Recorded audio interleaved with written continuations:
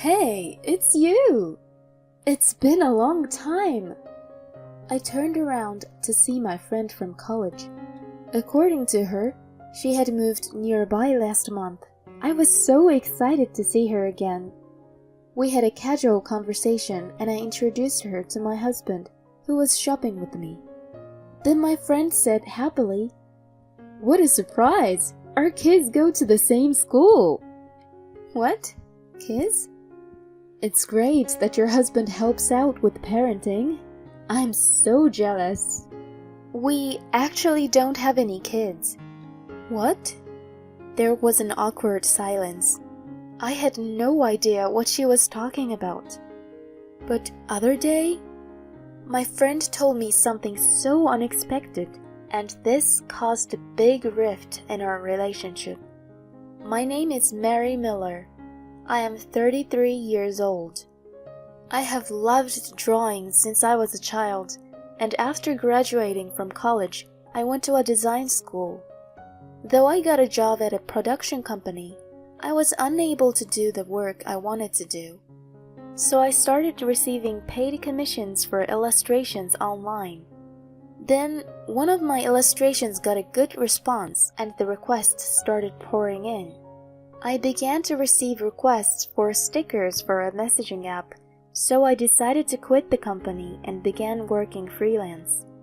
At the time, my family fiercely opposed my decision to quit the company, but I was able to follow through with my decision thanks to Shane. Shane was my boyfriend then and my husband now. I met him at work when I was an office worker, and we started dating. He knew that I wanted to become an illustrator, and he gave me some advice when I didn't know what to do. If you miss this chance now, it may never come again. And you're just going to give up like that? But my parents are against it. I mean, if you don't want to do it, I'm not going to force you to.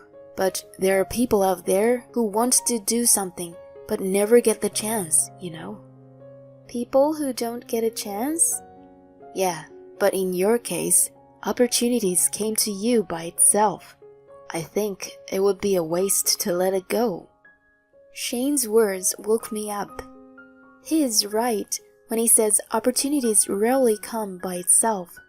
I would be a fool to miss it.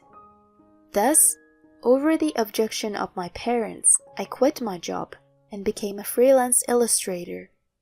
Despite my anxiousness, my message app sticker won the top spot in weekly sales.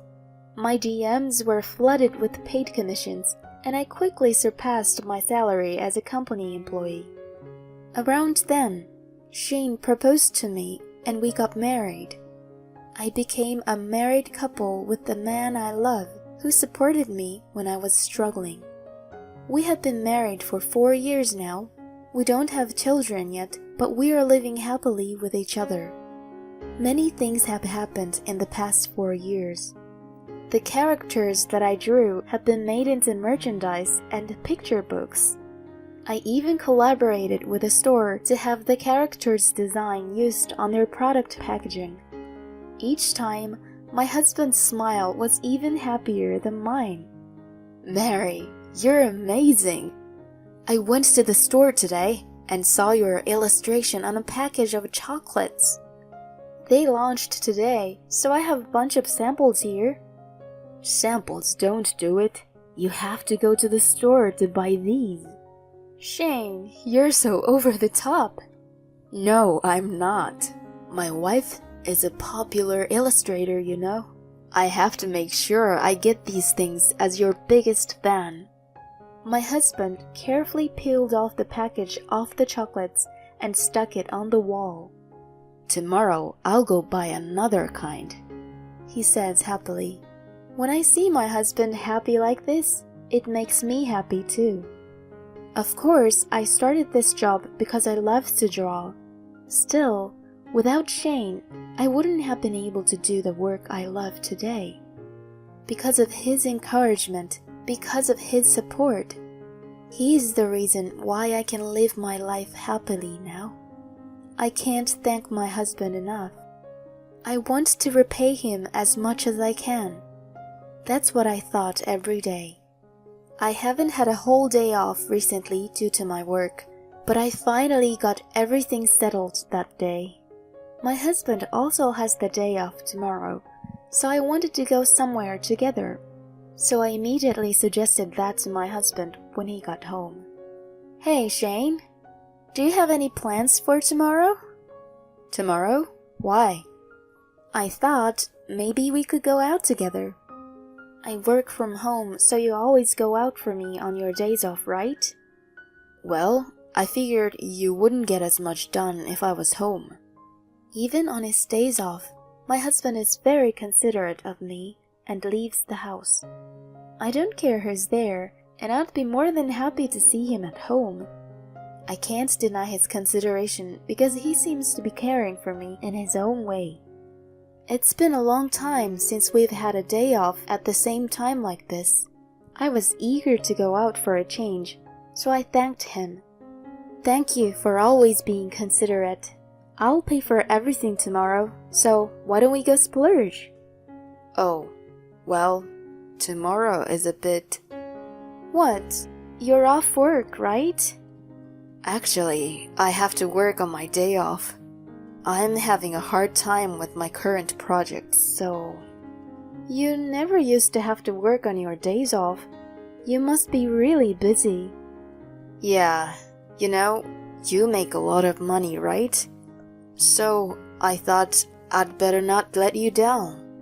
Shane, we don't usually talk about it, but there is a big difference in our incomes. Shane works for a small company, so his salary is about average. I, on the other hand, earn quite a bit of money from collaborations with various companies and regular sales of app stickers. Perhaps my husband is self-conscious about that. However, if I told him that he didn't have to worry about it because I earn the money, it would destroy his pride. If he wants to quit his job and become a house husband, that's fine. However, he is still working as hard as he can to keep up. If that's the case, it would be unreasonable for me to refuse that. I felt sad, but I tried to smile so that he wouldn't be bothered. Oh well, if you're busy with work, I guess there's nothing I can do about it. Let's go on a date some other time. I'm sorry, Mary. It's your day off, so you should go out somewhere to get your mind off of work. Yeah, I'll do that. It's okay to relax at home, but it's more refreshing to be outside. Yeah, perhaps watching a movie or shopping. Oh, that reminds me. Can you get me a new wallet that'll suit me? My wallet is starting to tear. I'll pay you later. Okay, I'll get you a very stylish one. So the next day, I went shopping by myself. I'm always busy, so I save up a lot of money. Sometimes I get a little scared because my savings are so much bigger than when I was an office worker. I'm completely useless at housework, so I leave all the bank accounts to my husband, and he takes care of all the household expenses. I use credit cards for purchases, so I only have the statements of what I have spent. The money is deducted from my account, so of course I don't bother my husband. On this particular day, I was looking for a wallet for my husband and found a perfect one. It was a bit pricey, but I was going to give it to him as a gift to thank him for always supporting me. Can I have this one, please? Can I get it wrapped as a gift as well? I'm just giving it to my husband. I just bought the purse he asked me to buy. Some may think that. But for me, even these small surprises are part of our communication as a couple. I hope he'll be happy. With this thought in mind, I went home. However, my husband didn't seem to come home, and after 10 p.m., I received a message that he would be working overnight. In the past, he used to call me when he was about to head home and had dinner with me. But recently, I feel like this is happening less and less. Is it just he works overtime and comes home late? Or is he just concerned about me? I felt an indescribable feeling. After that, we continued to miss each other, and the time we spent together decreased drastically. I couldn't even give him the wallet I had purchased for him. Then one day, my husband asked me if I wanted to go shopping with him out of the blue. Although I still had some work to do, I was happy that he asked me out, and I readily agreed. We went to a shopping mall a few blocks away and looked around the various stores. "Hey Shane, let's get a new matching mugs." "Oh, that's a good idea. We've been using our current one for quite a while." "There's a lot of cute tableware too." "I'm gonna go check out the glasses over there." "Okay." We've been using our current dishes since we got married, and they're nicked in some places. While I was looking at the pretty tableware, a voice called out to me from behind. "It's you, Mary. It's been a long time." I turned around to see my friend from college, Emily. "Emily! Wow, it's been so long! How have you been?" "I'm doing great. How long has it been?" "I haven't seen you since we graduated from college, so it's been more than 10 years. You haven't changed at all. And you look as cute as ever, Emily." "Oh, please. I'm exhausted every day." "Well, what brings you here today? I heard that you got married and moved to the East Coast with your husband." "My husband gets transferred a lot with work, so we actually moved here last month."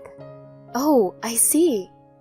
I was so excited to see my old friend again, especially because I didn't have any friends nearby that I could meet so easily. "What are you doing here today?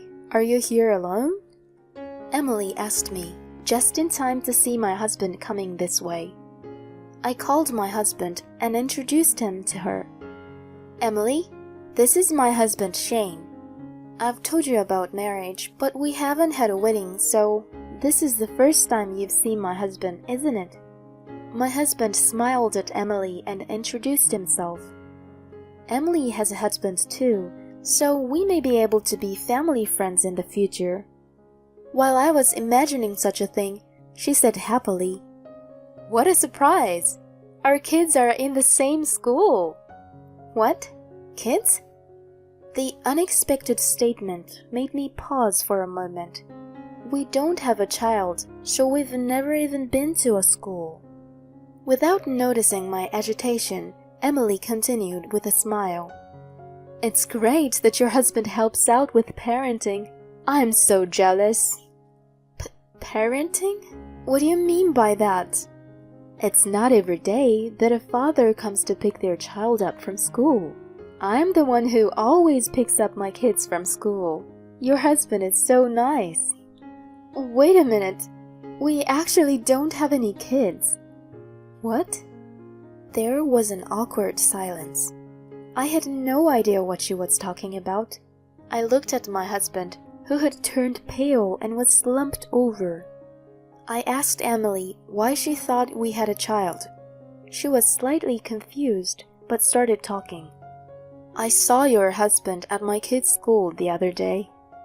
"You mean Shane? Are you sure?" He was tall and good-looking, so he was getting a lot of attention from the other moms. He came to pick up a girl and left holding hands, so I thought, "We don't have kids yet. You sure you're not mistaken?" "I'm sure of it. I'm sure I'm not lying." "Then it appears to be true." My husband, who had been listening to our conversation, was shaking next to me, breaking out in cold sweat. I told Emily I'd be in touch and walked back to the car with Shane. "Can you explain to me what's going on?" I asked him, but he wouldn't open his mouth. So I took his phone and started checking. My husband was yelling at me to stop the whole time, but it didn't matter anymore. I got around and checked the phone and found videos of a girl and messages with a woman who was most likely the woman he was cheating on me with. "Are you saying that this girl is the child between the woman and you?" "No, that's just her kid." But the girl in the video on your phone called you Daddy, right?" That's because I'm like a father to her. So does that mean the affair is true?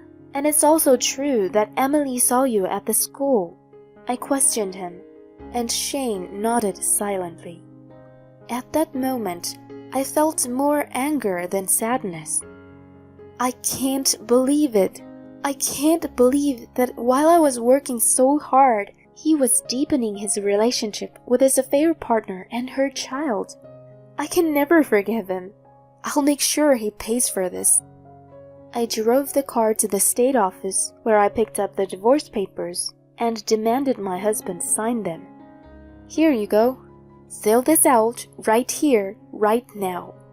Wait a minute. I have no intention to divorce you. What? Don't be silly. Do you think you can stay married to me after doing this? You betrayed me without a care in the world. Forgive me, please. It was just a little bit of a whim. I've only got intimate with her a few times. Believe me. It doesn't matter. You were with her child as a father, weren't you? At that point, it's impossible. That's disgusting. I trusted you. I even bought you a new wallet as a gift, and you trampled all over my heart. Mary, please, don't throw me away. I don't want a divorce. My husband was still half crying and would not sign the divorce papers. I got impatient and took him with me to my in-laws' house. When we arrived, I revealed everything in front of my in-laws. They were furious and ordered my husband to sign the divorce papers on the spot. I know he has a weakness for my father-in-law. My father-in-law is a strict man, and he would never tolerate anything unethical. After getting his signature, I stormed into the house of the unethical woman with my husband leading the way. Luckily, her child was at school, so the woman was home alone. When I asked her about the situation, I found it very hard to believe. Apparently, my husband lied about being divorced and contacted her. She was a single mother who was having trouble making ends meet, so he withdrew money from my account and gave her a large sum of money every month to support her. He lied to her that he worked for a major company and gave her money that he falsely claimed was his salary. When I told her that all of this was a lie, she glared at my husband with a disdain and told him to never show his face again. She, too, was in a way a victim of my husband. Thus, my husband was easily dumped not only by me, but also by the woman with whom he was having an affair. We later filed for divorce and our marriage ended. I declared alimony for the affair as well as a total of $20,000 that he withdrew from my account without my permission. As for the affair partner, she did not know my husband's true identity, so I did not claim any compensation. On the contrary, she contacted me right away and said she wanted to return the money. Apparently, she had been saving the money Shane had given her every month without spending it. I gratefully accepted the money. Shane, now alone, paid my alimony in one lump sum and was in debt. He had no support from his parents, and after moving to a studio apartment, he was living a much poorer life than before. He lied, cheated on his wife, and spent his wife's money without permission. He deserved it. I, on the other hand, bought a new apartment and a new room to work in. I see my friend Emily regularly, and we talk about many things. If I had not met Emily that day, I would still be cheated on. She felt sorry for me, but I can only thank her. I am going to enjoy my life from now on to make it even better.